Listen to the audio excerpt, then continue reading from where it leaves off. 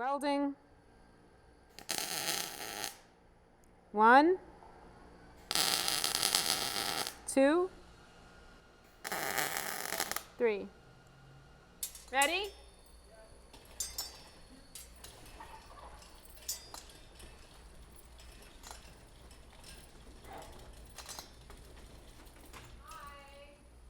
Hey there. Hi guys, thanks for coming. Welcome to Studio Deline. I've been doing metalwork for probably 20 years, and I did my undergrad in fine art and with an emphasis in metal sculpture. This is my studio, Studio Deline, and this is Jenna Leathers. Hi. We work together here at Studio Deline. I'm Jenna Leathers, and I'm here working with Nicole. I've actually worked on and off with her over the years, but just started working with her more recently. She's been the best person working with me so far. And it's nice to have a girl shop. Yes, yeah, an all-female shop.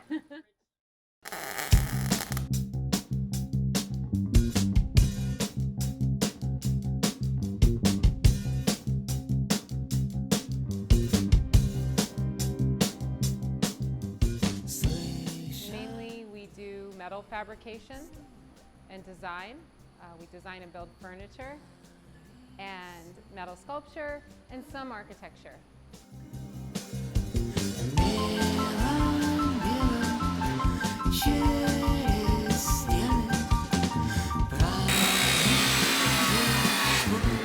One thing, being really careful of not touching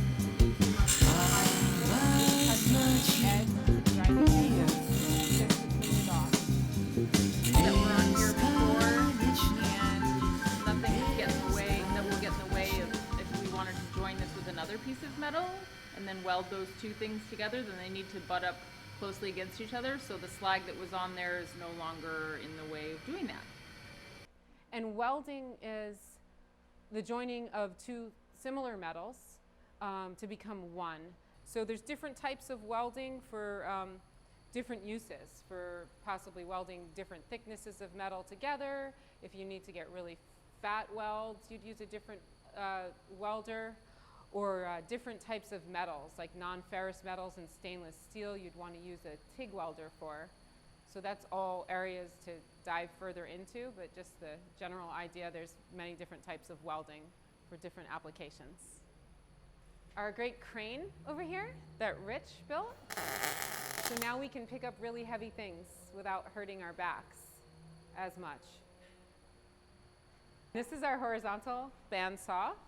And this also cuts bar stock and tubing, but it's much more precise. So we can put it on whatever angle we need it. Today it's already set up on the 45 since we'll be making a frame out of tubing. We already preset it to 45 degrees, but that's very precise cut. So when you're doing furniture, it's important to get things square and precise. These are both bench grinders with different types of grinding and sanding wheels on them. And this bench grinder we have set up with a few different attachments. This is a belt sander and a wire wheel, so for buffing up material. And then we have the monster belt sander. It's kind of scary, this one, but it removes material really fast. You have to be very careful and very safe with this. The belt spins this way. It goes down, and if you're using thin metal can actually get caught in here. Could you get the example, Jenna, please? This was a bracket that we were making to hold a surfboard on a wall, and I was sanding it. Now, the key thing to know when you're sanding is you might want to sand like this or like this, but you never want to sand like this because this little piece can get stuck in there. So I was sanding, and I turned it around like this, and it got sucked all the way down in there and clamped my fingers. So it was very dangerous, and I try and be so careful, and even as careful as you can possibly be, accidents still happen. So I keep this around as a reminder. Now we're all afraid to use the tool. We have various size vices, but sometimes you may need to clamp a piece of metal into the vise. So there's lots of small tools that you need in the shop. We've got tape measures and screwdrivers, sort of the typical tools that you might find in your toolbox at home. So we need all of those here, as well as the big tools.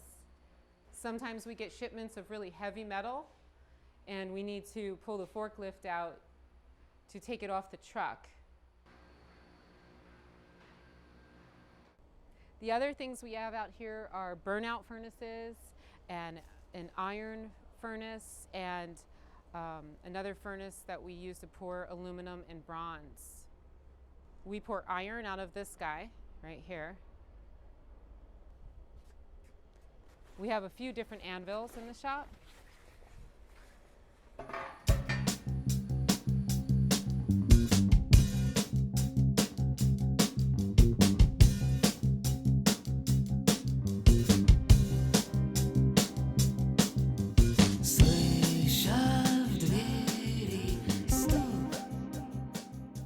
Welcome back into the shop. So what we're going to focus on is we're going to make a frame today. We're going to use the horizontal bandsaw and cut some 45-degree angles and make a square frame, which means it's actually square.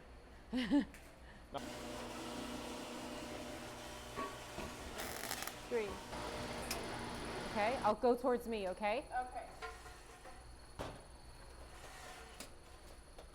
Things aren't perfect around here, but they are fun. So this is actually 2 pieces in progress, some corrugated metal for a lobby, my son's fort. But this is where we keep a lot of our metal stock over here on the right. So we have bar stock and tubing over here. And we have a lot of different projects going on, so we end up with all this extra metal. So that comes in handy to be a little bit more creative. And our frame is going to be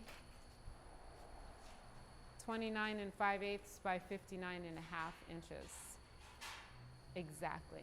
Soapstone is actually a stone. It's just really soft, and they use it in welding and writing on metal as opposed to chalk. It's kind of like chalk, but it's a lot more fire resistant than chalk. So like when you're welding and cutting, you can always see your nice white lines. They don't burn away.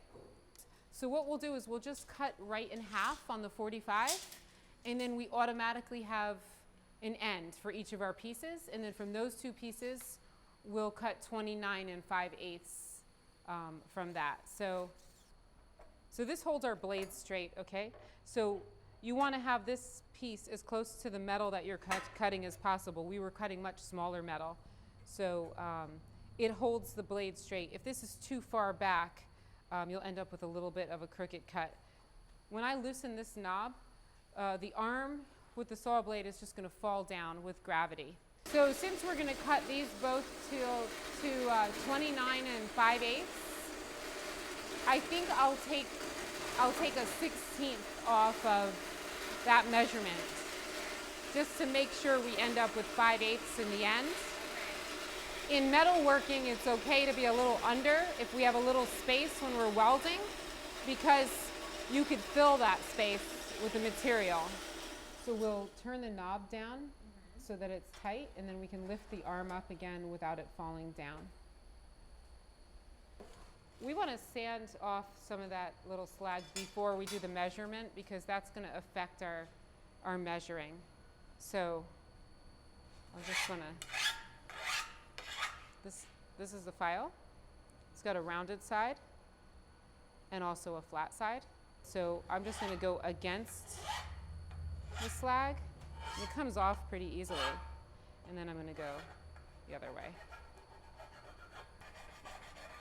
It's nice and shiny, fresh metal. Yes, we do want to get that off before we measure. And we want to use something sharp. So you have a pointy Sharpie there?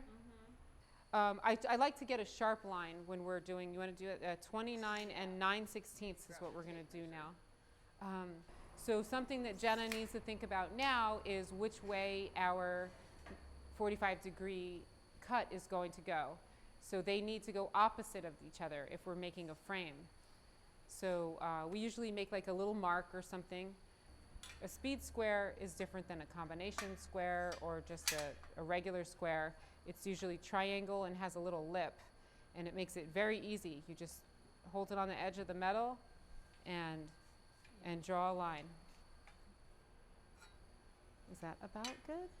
So what I'll do is I'll let Jenna finish cutting these pieces, and I'll start pulling out the welder so that we can tack this together.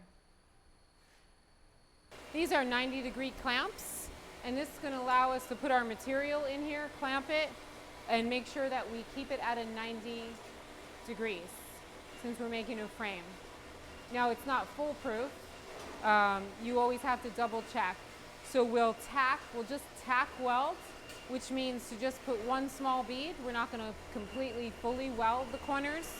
We'll tack everything, and then we'll check our diagonals with a tape measure to make sure that we actually have a square. And we'll show you how to do that. My gloves. That's from the bench grinder.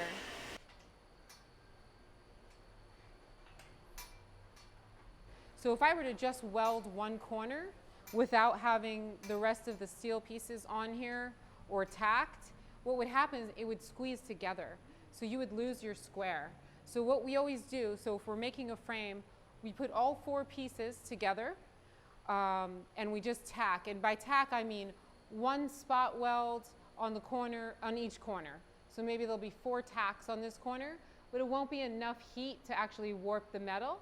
And then once we get the other pieces connected, then it'll be rigid enough to sort of hold its frame. Welding is definitely hot business and not so much fun in the summertime when it gets really hot in the shop. But you do need to cover up anyway. And so we have a lot of leather clothing to protect ourselves from the spatter from MIG welding. So, and then you also need to use eye protection. So for different types of welding, there's different levels of eye protection that you need. Not just clear lenses, you need dark lenses. So I can actually see through this. I see you still.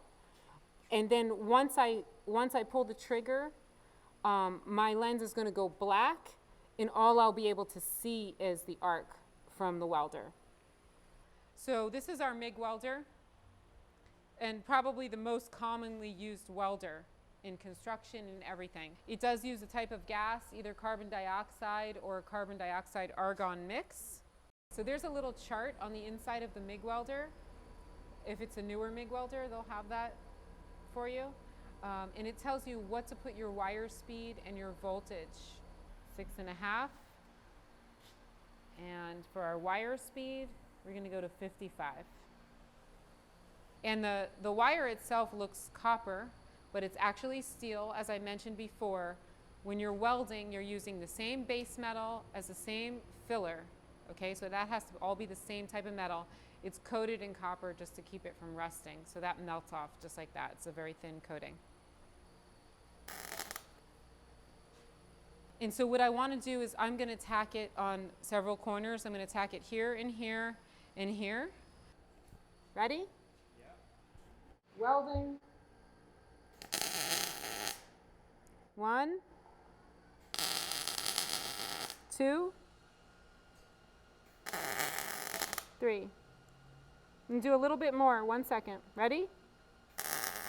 Okay.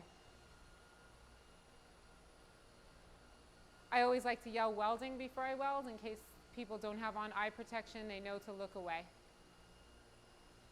A lot of things we do here are super utilitarian, and but we also do sculptural things. And metal, like contradictory what you think of metal, it can be really malleable and curvilinear, and you don't usually think of metal as fluid, but that's how I first really got a strong liking for metal, because I realized once you heat it, I mean, you can make it liquid and cast it into anything, but even if before it turns to liquid, it's just hot, and you can roll it and curve it and make it so fluid, and then it hardens again. So it becomes this like almost feminine curvilinear piece, and then it hardens and it's really strong again.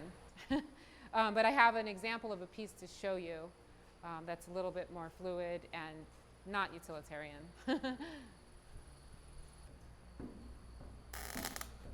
Welcome to the abyss upstairs.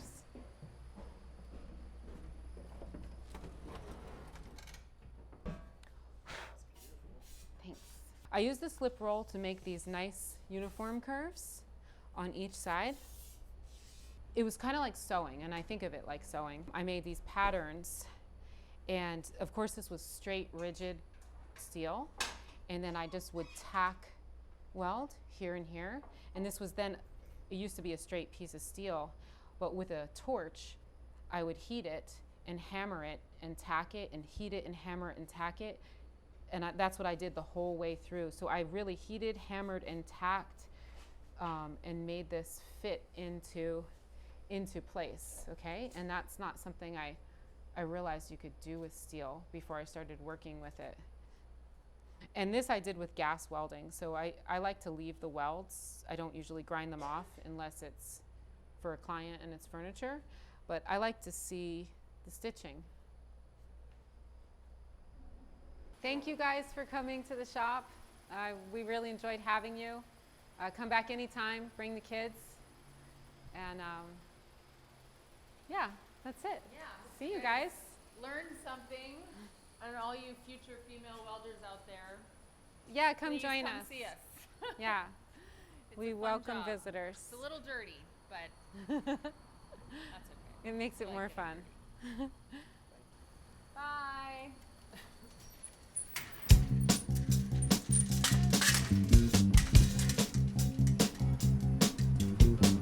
Lock them out.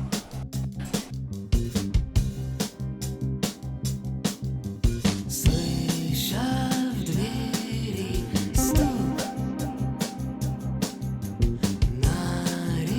нарисуем круг